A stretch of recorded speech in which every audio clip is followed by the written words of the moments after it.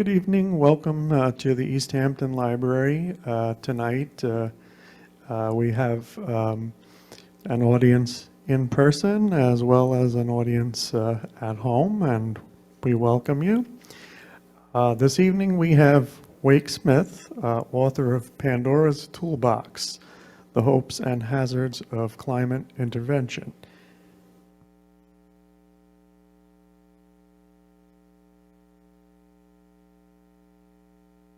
And just a little bit about the author. As a lecturer at Yale University, Wake Smith teaches a world-leading undergraduate course on climate intervention, which forms the basis of this book. Smith is also a senior fellow at Harvard, writing scholarly articles on costs, aeronautics, and governance of solar geoengineering.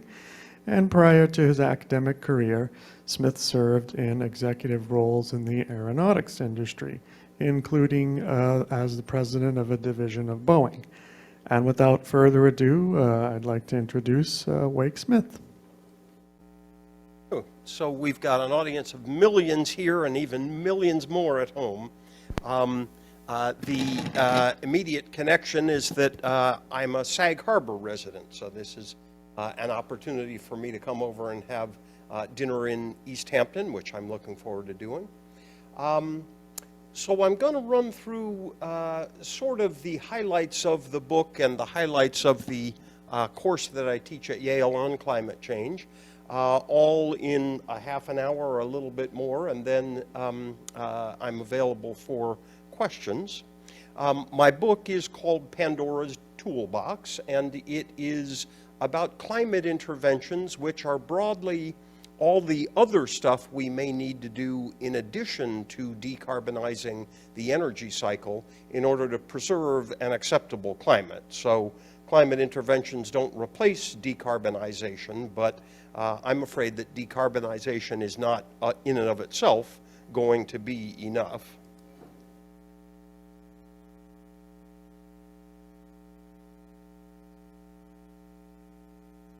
So climate change is real, anthropogenic, which is to say caused by human activity, and dangerous. If you have any doubt about any of these statements, you're going to need to mostly resolve that elsewhere. But science is crystal clear on each of these things, that it is happening, that it is human activity that is causing it, and again, that it is dangerous. Dangerous doesn't necessarily mean absolutely, definitely horrible. It just means very risky. But it could be that it all turns out fine. We don't eat our vegetables, we go on the all-chocolate energy diet, and nothing bad happens after all. That is within the realm of possibility, but it's not the way to bet. The way to bet is that to the extent we continue on the path that we are on, bad stuff will begin to happen, and little bits of bad stuff already is happening, as you all know, but there may be a lot more in store in the future. The quickest Climate 101 slide here. Earth has an energy budget. Energy in has to equal energy out, first law of thermodynamics. We get virtually all of our energy in from the sun. The compression at the core of the Earth provides a little, but basically 100% for all intent and purposes of the Earth's energy budget is provided by the sun, and that comes in as shortwave, highly energetic radiation, sunlight. Of all of the sunlight that hits the Earth, about 30% of it bounces off of the Earth because it hits clouds or snow or ice or sand or other reflective surfaces. But the Earth absorbs about 70% of the sunlight that hits it if you think of the Earth as a two-dimensional target being bombarded by the sun. The Earth is a big rock, and just like your car, if you leave it out in the sun, the sunlight heats up the Earth, and the Earth then radiates out long-wave radiation. And again, it's got to radiate out as much radiation as it absorbs in, or else the temperature of the energy budget gets out of balance and the Earth either cools or warms to try to establish a new radiative balance. If our planet had no atmosphere, that would be the end of the climate story. But it does have an atmosphere. Without the atmosphere, the temperature of the Earth would be about negative 15 degrees Celsius, somewhat close to, not quite 0 Fahrenheit, but not so far away. So it would be a snowball Earth, and it isn't a snowball Earth. The reason that it's not a snowball Earth, given our proximity to the sun and how much sunlight we would otherwise be getting from the sun, is that the atmosphere traps in some of that outgoing long wave radiation, so not all of it gets out to space. Most of it, in fact, more than half of it, is absorbed by the greenhouse gases in the atmosphere, most of which are natural. They were there before human activity augmented them, and they're still there. But they absorb much of that outgoing long-wave radiation and re-radiate it back to the Earth, exactly the way a blanket does if you sleep beneath it. What's happening with the anthropogenic greenhouse gases is that we're thickening that blanket. We're making it harder for the long-wave radiation to escape back out to space, and so more of it is re-radiated back down to the Earth, which means the Earth has got to heat up all the more to try to radiate more of it back out, and that's how we're heating the Earth with industrial activity. So as I've earlier said, climate change is real, caused by man, and it is dangerous. But all of that you knew before you came here tonight. What may be new is that it's coming. We are not stopping climate change. It is going to come in a big way, I'm afraid, and that's going to require some other responses beyond simply decarbonization. The Paris Agreement has fostered what is, in my view, naive optimism about our climate trajectory. The Paris Agreement goals of not more than 2 C with best efforts towards 1.5 C, those goals were devised back in 2010 as the Kyoto Protocol, the predecessor to the Paris Agreement, was falling apart. And the Paris Agreement architecture began to be conceived. And these goals were devised back at that time as goals that might be plausible by 2020 or so. So the Paris Agreement incorporated these 1.5/2 C somewhat split targets. Frankly, they couldn't agree on a single target. And we still hear a lot about efforts to stay within 1.5 or 2 C today. The kind of modeling that was put together by the IPCC to try to illustrate what would be necessary in order to reach these 1.5 or 2 C targets is modeling such as this, where we're going along on our normal path until 2020, and then in 2021, we begin a luge-like plunge down a ski slope, emissions-wise, in order to cut in half by 2030 global emissions and cut them all the way to 0 by mid-century. And so the IPCC has been putting out models like these, not as predictions of what we will do, but as statements of what we would have to do in order to achieve those 1.5 and 2 C targets. I think these are utterly unrealistic pathways. We will exceed the IPCC targets. One reason we can have confidence in that is that it's no longer 2010 and we don't know what's going to happen in 2020. It's 2022 and we know what happened in 2020 and 2021. We're not cutting our emissions. Emissions did dip due to COVID, but they have rebounded to their 2019 levels already and are likely to continue to go up from here rather than down. So we haven't started that luge-like emissions trajectory that would be necessary to stick to 1.5 or 2C. In fact, COVID aside, global emissions are still rising, and the expectation is that either 2021 or 2022 will exceed the 2019 levels, which were the record thus far.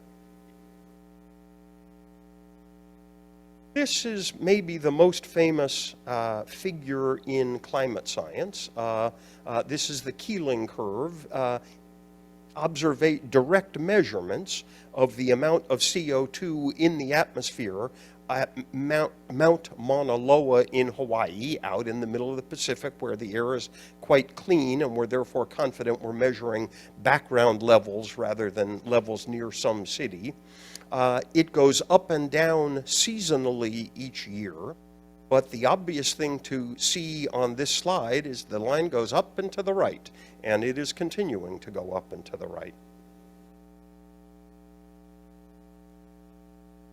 The IPCC is now in its 6th assessment cycle, where it is putting out the report that is referred to as the AR6, and the 3 constituent chapters of the AR6 have already been released. In September will come the final component of the AR6, which is the synthesis report. But this is modeling that is in this new AR6 that looks different than what we saw previously. This demonstrates 5 emission pathways that are considered to define the range anyway. 2 of them drop below 0 emissions. We get to net zero in this century. 2 of them go way, way higher than we are now. But the, quote, middle of the road one, the one in the middle, you'll note even by the end of the century, we don't get to net zero. So we're not getting to net zero in 2050. We're not getting to net zero in 2080, according to that trajectory. We would get to net zero sometime in the following century. And again, these are not predictions. These are sort of projections. These are possible pathways that the world might take. But the fact that now the middle of the road pathway doesn't get us to net zero by the end of the century is spooky. That middle of the road scenario, the SSP2 4.5, would lead to temperatures in the last 20 years of this century of plus 2.7. We're at about plus 1.1 or 1.2 now, above the pre-industrial baseline. So this would be a substantial increase above where we are now, a budget buster, whether your budget was 1.5 or 2C. And this is not the peak. This is simply where we are in 2100. We're not yet at net zero, so temperatures would continue to rise from there. A scary graph here, this ought to scare you, is this one that shows that despite the impressive growth in renewables in the last decade, wind and solar in particular, more than 80% of the world's primary energy supply still derives from fossil fuels, from gas, coal, and oil. Solar and wind are so tiny at the tippy top there, it's hard to see them. They're still less than 3% of the global primary energy supply, and fossil fuels is still more than 80%. That latter figure has not changed in my lifetime. It has not changed in my father's lifetime.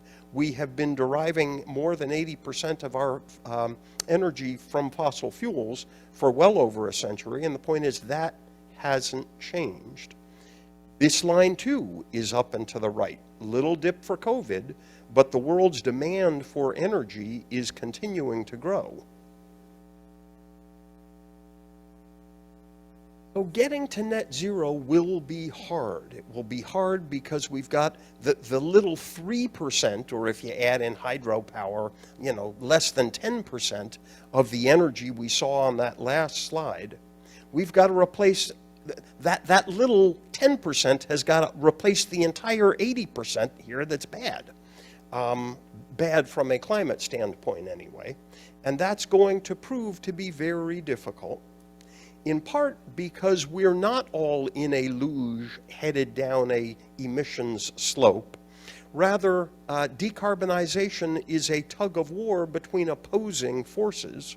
On the one hand, gadgets are getting more energy efficient every year, and wind and solar are growing and supplementing hydropower as clean energy sources. All of that is true. Those are the forces that are pulling in the direction we want.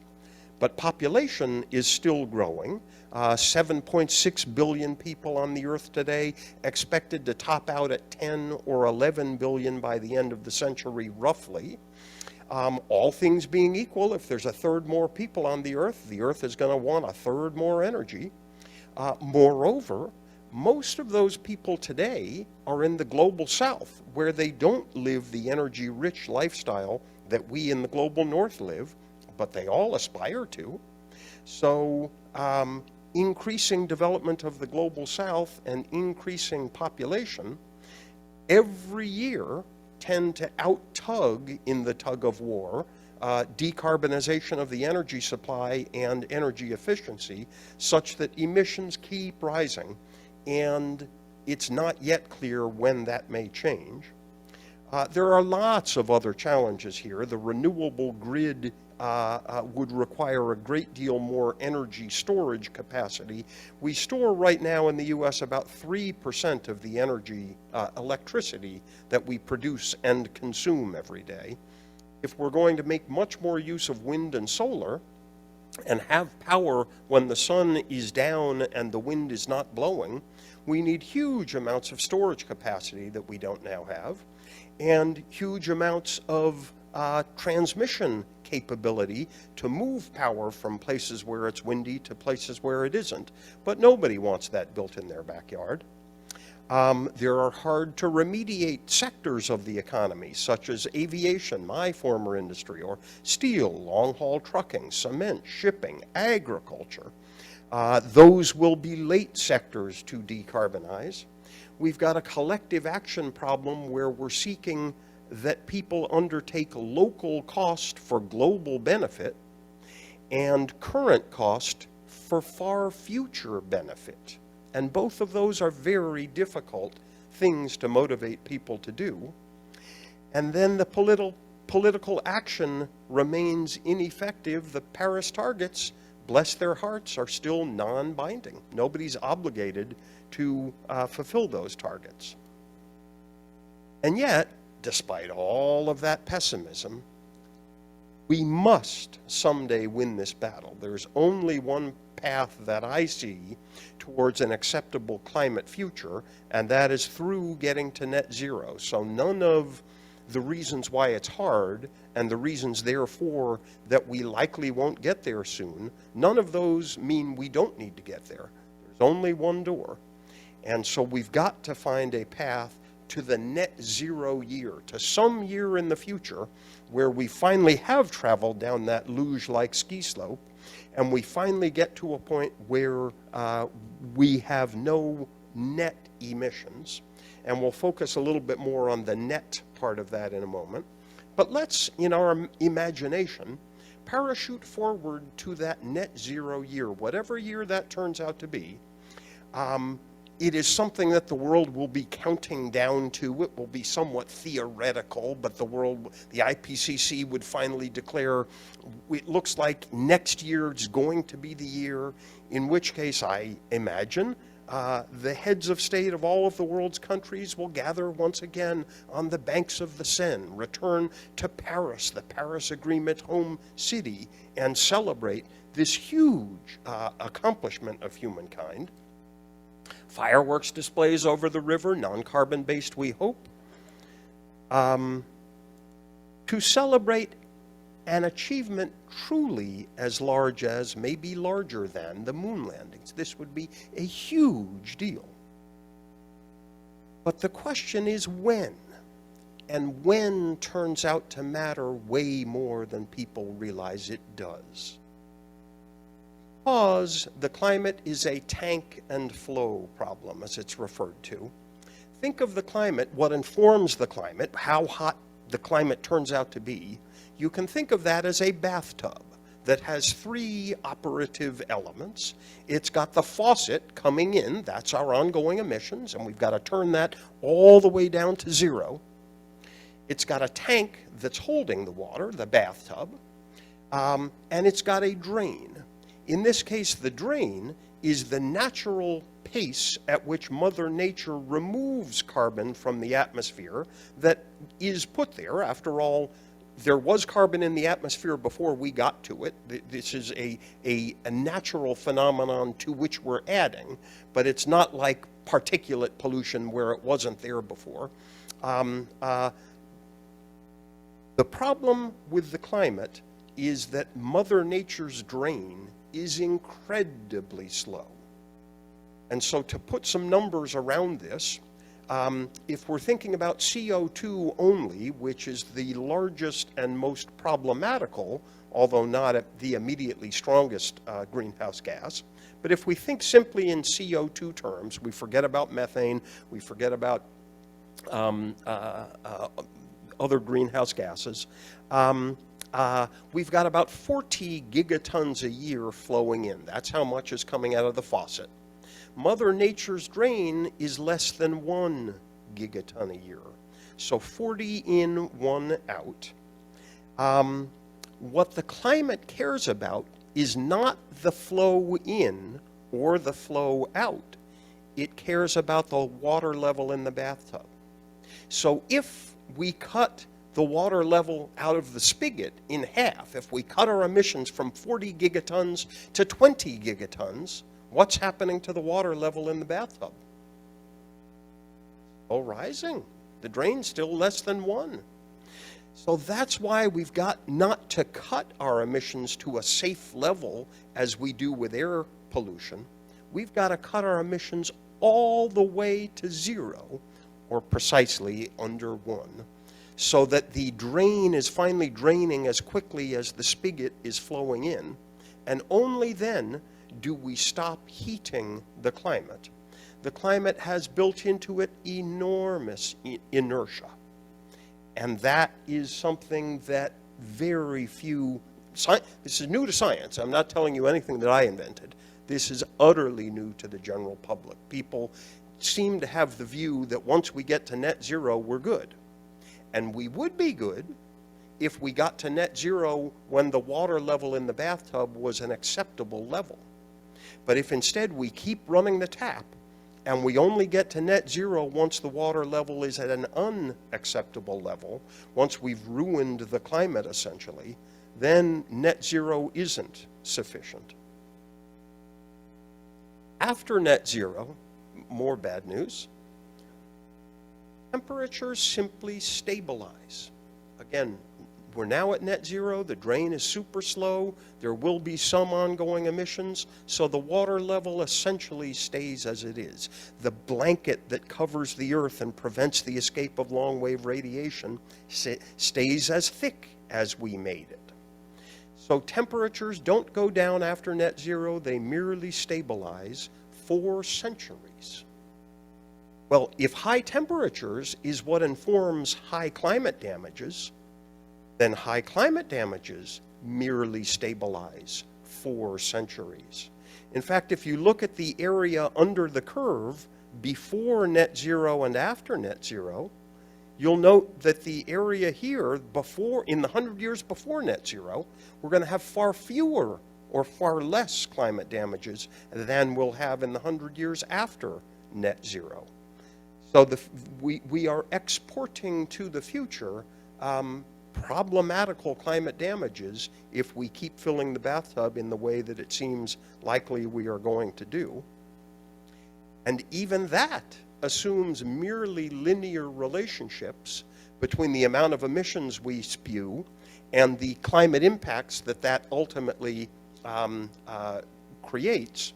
But we are very fearful that things are not all linear, that there may be tipping points over which we pass, where we then enter into self-reinforcing cycles, and even if we thereafter turn the spigot all the way off, we may have created a self-reinforcing cycle that will continue on for quite a while.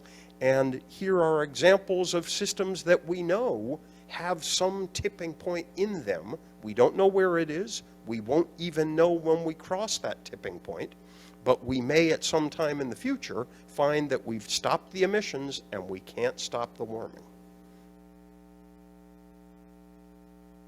One system that we know will not stop changing after we end emissions is sea level rise. It takes many centuries for the overturning of the the surface ocean with the deep ocean to have the whole ocean temperature equilibrate. And so whenever we stop emissions, whenever we get to net zero, there will thereafter be centuries of sea level rise that the world will continue to experience, which will threaten the very spot on which we're standing, for starters. So a 3C temperature in 2100 is entirely plausible. Not locked in yet. Something could change here. There are miracles that could come along. Nuclear fusion power would be one such thing. There are things that could change. The future, I'm old enough to have learned that the future surprises you. And so despite all the scary stuff I see as I stare into my crystal ball, maybe it's all okay after all. But a 3C temperature outcome by the end of this century is a very plausible prospective destination. And I think we need to stop burying the public's head in the 1.5C sand and be much clearer about where we are likely headed and what would happen in that future.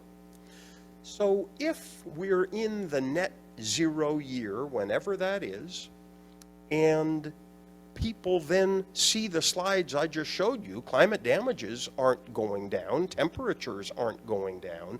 You who are 20 years old in that net zero year, old enough to now understand what's going on, but young enough that most of your life is in front of you, what are you going to demand 20-year-old in the net zero year? The answer obviously is more action. They won't consider that we have at that point come to a stable and acceptable situation. In fact, they may not ask nicely. But via what tool? We've already shot our decarbonization tool. We've already gotten to net zero. The sole tool that most of the world is relying upon right now to save us from climate boogeyman, that tool's gone. We can plant trees and restore mangroves. These are saturable, fragile sinks that are utterly misscaled to the problem that we would have at that time. This is mostly greenwashy stuff rather than real carbon solutions. Same with soil carbon sequestration and other, quote, natural solutions. These are mostly distracting window dressing.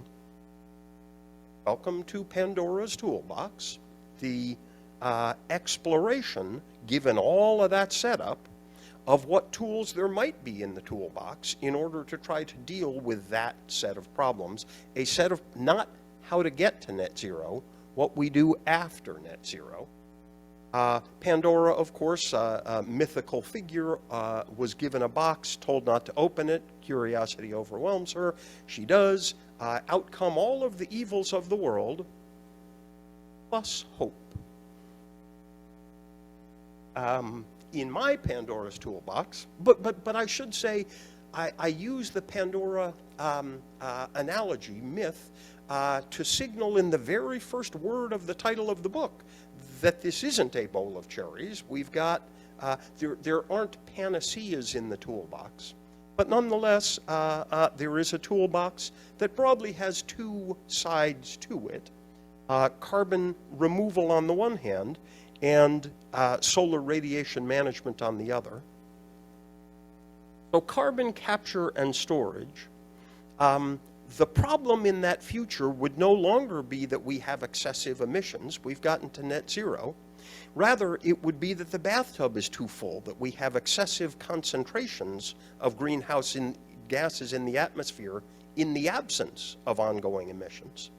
And so what we would need to do is to devise a new drain. We can't turn the faucet off any further.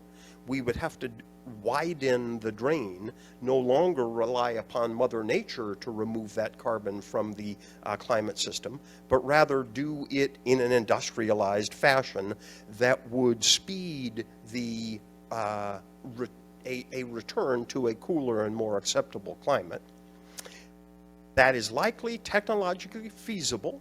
The very first facilities are already being built, but it would be hugely expensive. My own estimate for how much it would cost us to remove carbon from the atmosphere at roughly the pace that we're now putting it in, 40 gigatons a year, that would be roughly the size of the entire fossil fuel industry. So all the oil, all the coal, all the gas, that's how big an industry, how big an industrial enterprise would be required to remove carbon from the atmosphere at the pace that we're now putting it there. But if we were willing to spend that money, if that 20-year-old in the future is willing to spend that money, then potentially we could do this. Firstly, one would capture from flues, from smokestacks, but actually this is a mostly before net zero intervention because it means we're still emitting.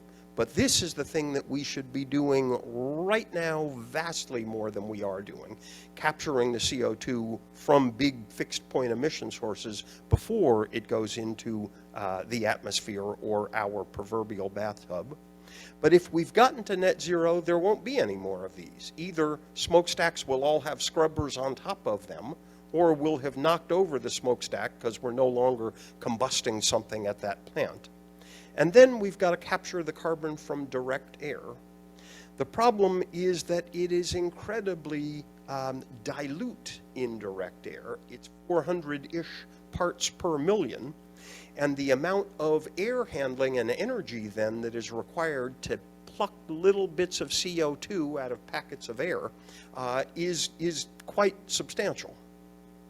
But nonetheless, I think we are going to, I think the next century is going to have a huge amount of direct air capture that it will be undertaking to try to remediate the carbon we put into the air in this century and the last century. And all of that carbon will need to be sequestered geologically underground. Again, no trees, no soil. If we put it in a tree, the tree will fall over in a decade or a century and leach that carbon back to the atmosphere. The natural fate of forests is flame. Forest fires are a perfectly natural occurrence. And so nature-based isn't going to do much more than, again, window dress. We need to put this carbon back down into the Earth's crust, where, ironically, is where we got it from when we drilled for oil in the first place.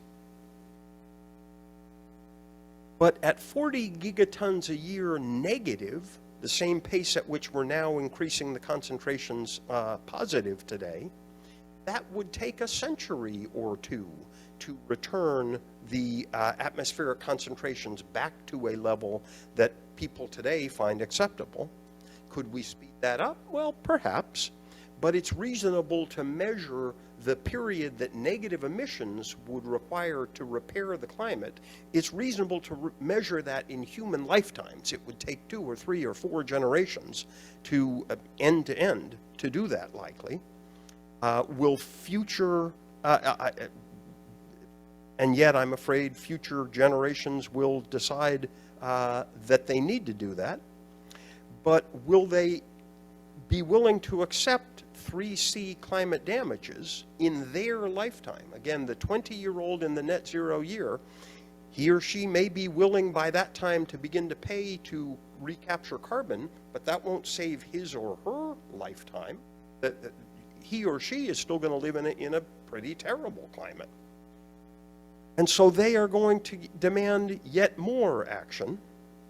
And there is the other side of the toolbox, which we could potentially resort to, solar radiation management. So if we can't widen the drain, or more precisely, open up the atmosphere quickly enough to let heat dissipate again and therefore cause the Earth to stop heating up? What if instead we could have less sunlight come into the Earth's climate system? After all, we said at the outset that about 30% of the sunlight that would otherwise enter the climate system is reflected back out into space. What if we could increase that to 31 or 32%? Now, we still have not as much energy flowing out as we want, but we've got less energy coming in, and so we could temporarily balance the Earth's energy budget in that way, and in that way then cool the Earth. There are lots of ideas by which to do this: cloud modifications, painting roofs white, modifying crops to be of lighter color. I think these two are mostly distractions. Technique that seems highly likely to work, but with potential grave downsides, is solar geoengineering, the most controversial thing in Pandora's toolbox. But this is essentially artificial volcanoes, or at least taking advantage of what volcanoes prove is possible. When a large volcano pops off, it vents a bunch of stuff into the atmosphere. Everything you can see here is not good stuff from a climate standpoint. It's smoke and ash and soot. But there's also being released in most big volcanic eruptions sulfur dioxide, which, if the volcano is strong enough, shoots all the way up to the stratosphere and thereafter dwells for a year to 18 months. It evolves into sulfuric acid, SO2 into H2SO4, and in its H2SO4 state reflects sunlight. And that's why, after big volcanic eruptions throughout recorded history, the weather in the year or two following that big volcanic eruption is much cooler, at least in the hemisphere in which the eruption took place, northern hemisphere or southern hemisphere. So this sort of artificial volcanoes could decouple temperatures from high concentrations. We could still have high concentrations. We haven't done the amount of carbon capture that we need to do, but the temperature could be lower. Cooler temperatures does not mean the status quo ante. It does not mean exactly the same climate everywhere. But on average, it could potentially mean a much cooler climate. And again, if heat is what informs climate damages, a cooler climate could be very welcome to that 20-year-old in the net zero year. Everything I've told you thus far is me synthesizing other people's research in the way that I do teaching my class at Yale. But the thing that I do research on is how we would actually get the gunk up in the sky if we thought that was a good idea. And so with my aeronautical background and aeronautical colleagues, I have been building preliminary designs for deployment aircraft that would be able to put this gunk up in the sky. What's hard about this, why we can't just use the 737 that you flew to Florida in last time, is that we need to get this material to about 66,000 feet, and your Boeing or Airbus cruises at about 33,000 feet, and it can't get up there, and neither can a military transport, neither can nearly anything other than a spy plane with very little in it. And we don't need a spy plane here. We need an aerial dump truck that can take a bunch of chemicals up to the stratosphere, dump them out, and come back down and get it again. But we've demonstrated that we could, that this aircraft can be built from pre-existing components and plan forms, and that relative to everything else we're talking about, relative to decarbonization, relative to adaptation, relative to carbon capture, this would be eye-wateringly cheap. It would need to be done from arrays of bases in both the northern and southern hemispheres, and ideally would be done from bases in many, many host countries. So this is not a small program. It's not a program the United States could undertake on its own. The world would consider it illegitimate if we did. This is much more likely to be a global intervention than a national or, Bill Gates can't go do this with his business jet. This is cheap compared to the other things that we've talked about, but a major industrial undertaking. The governance then, the hardest thing about certainly stratospheric aerosols, but really most of these climate interventions, is the governance of it, in respect the political aspects of it. In respect of carbon capture, the primary problem is how to figure out how to get people to do stuff they don't want to do, how to get people to pay for this essentially. Paying for it would be the primary governance problem vis-a-vis carbon capture. A positive governance action where we're trying to get people to do stuff they don't want to do. With solar geoengineering, it's sort of the opposite. It's a negative governance problem. It's ensuring that nobody does this until we think we understand the science behind it, and P.S., we don't understand the science behind it. I think we understand the engineering of it, but what bad stuff might happen if we begin to try to crank the thermostat of the Earth in an industrial fashion. I'm here to tell you we haven't done that yet. There has been no field research in respect of solar geoengineering thus far. It's still all in the laboratory. And so the governance problem in respect of this is, again, how to prevent potential unilateral actors from acting before the world is ready and before there's some political agreement in place that could legitimize such an intervention. So there are myriad potential impediments to everything that I've discussed here. But I'm afraid that massive climate interventions will be needed. We're not on the 1.5 or 2C trajectories. Mitigation and adaptation are essential and urgent, but I'm afraid they're going to prove insufficient. We've got mounting climate damages in this century and likely worse in the next century. But there are tools with which the world is beginning to not yet experiment, but at least research, that could provide relief to people after net zero. And in my view, we need to accelerate the research on those tools. My closing thought, climate interventions are not plan B for problem A. Problem A is we're emitting too much carbon, and this is not a plan B that solves that problem. Rather, they are plan A for problem B, which is the persistence of high climate damages after net zero.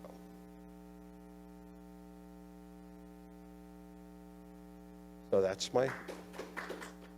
Let the audience at home note there is thunderous applause from the millions of people in attendance here.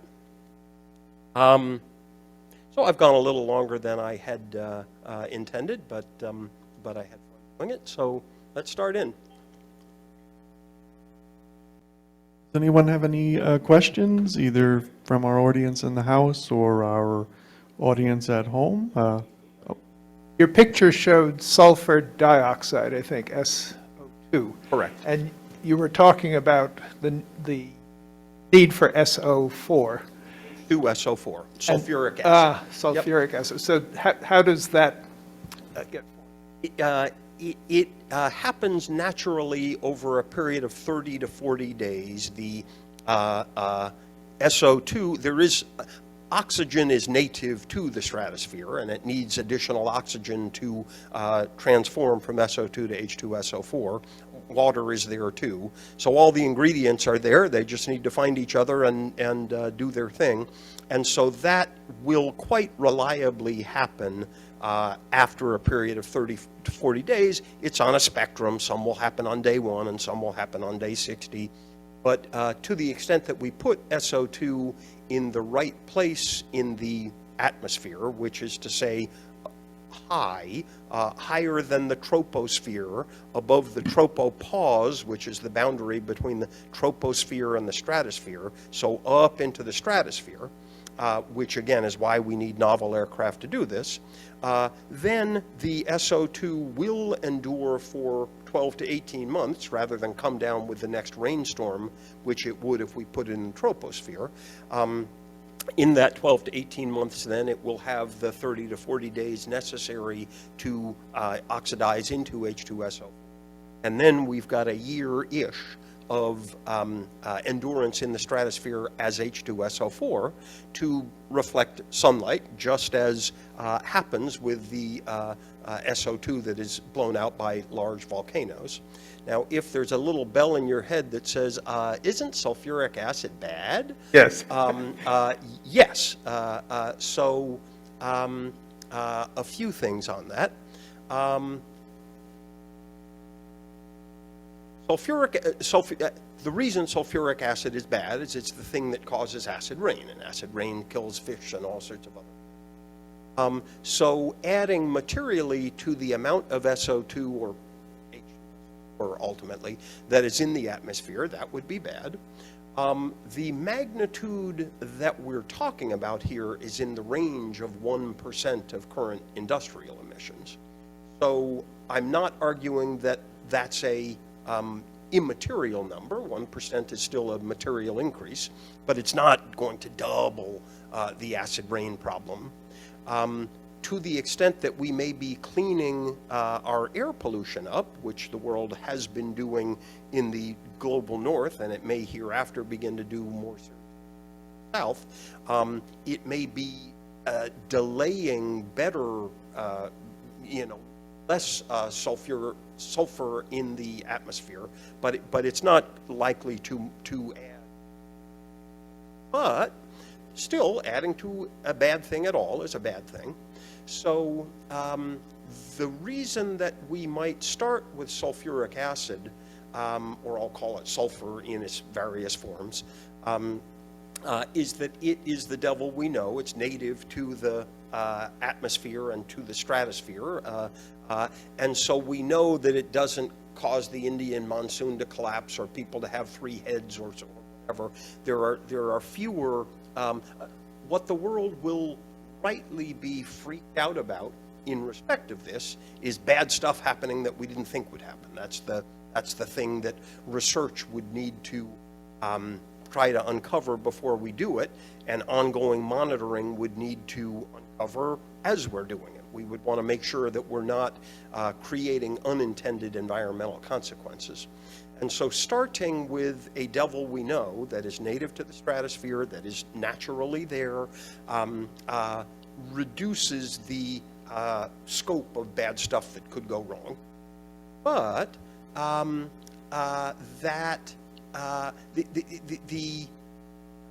being sanguine about adding to sulfur in the atmosphere is more sensible if we're at the beginning of a program and it's slowly ramping up. If the program gets bigger and bigger and bigger, eventually the sulfur burden that we're adding does become problematical. And so my own view, and these are the kinds of deployment things that I focus on, is that the world would likely start with sulfur, but in year 10, slowly ramping program that's ramping up over 50 years.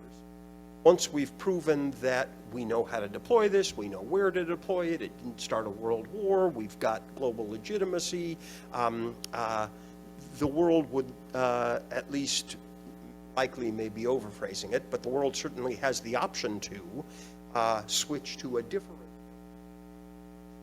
experimental in terms of, because it's not native to the stratosphere.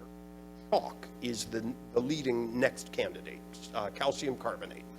A natural thing in the ground, but not natural, not native. But calcium carbonate would not have the environmental downsides that would be, in fact, slightly more reflective than sulfur is.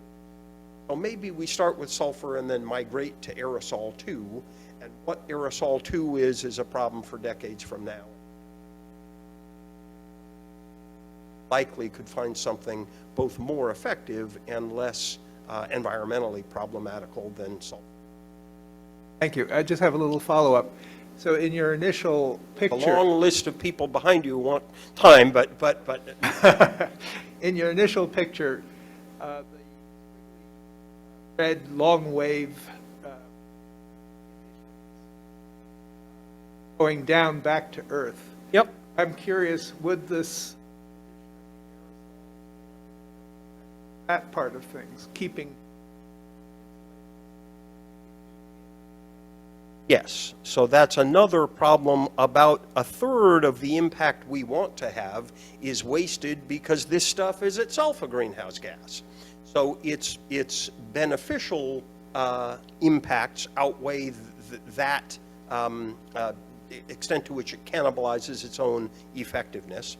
But another reason to migrate to aerosol too is to find an aerosol that is less self-defeating in that regard.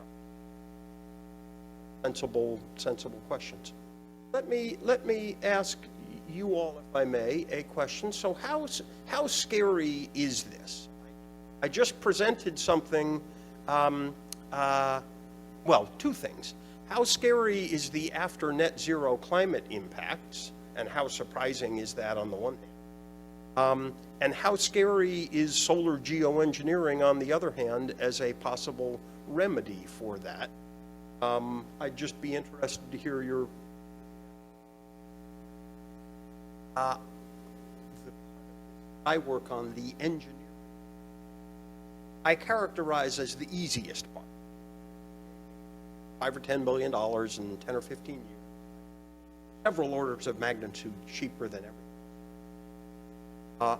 Harder is the science to figure out what unintended consequences there may be that would derive from such a thing.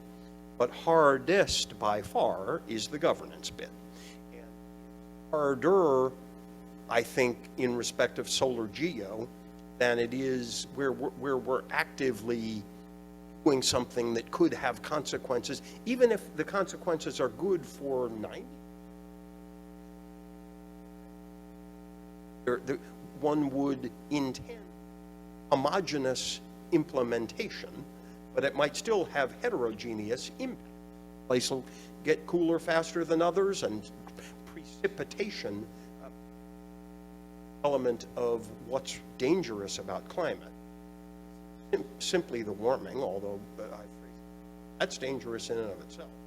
What scares me even more is the redistribution.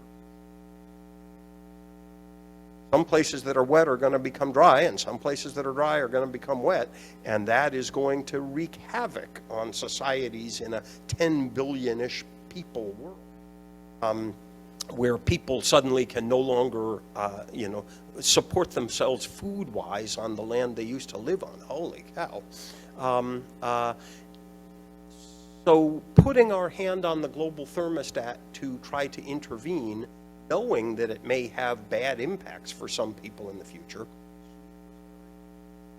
don't disagree with you, which is among the many reasons why I am an advocate for beginning to think about this stuff as soon as we There are bad incentives in respect of working together in the carbon capture area. The problem structure with carbon capture is just like the problem structure with mitigation, where we're relying upon everybody to do a good thing that they mostly won't benefit from. Different. The problem structure here, the Chinese may want to have a solar geo program, and the U.S. may want to have one, and Russia may want to have one, and they want to have one. But for all of them, the outcome is better if they work together with each other, so that there's a single repository of information about who's putting how much gunk where and what impacts it's having. This is a very global intervention, so what the Chinese do over China will spin right around the world. East-west mixing is super efficient. Over and over again. Volcano pops off in the Philippines, and 2 weeks later, the stuff's over New York. And so it isn't an intervention where the Indians can intervene in other people. It will affect everybody in that latitudinal band and poleward. Well, thank you for your time. Thank you very much. Thank you, audience at home and audience in-house, and thank you, Wake Smith, for this wonderful presentation. And we wish everybody has a very excellent evening and week ahead.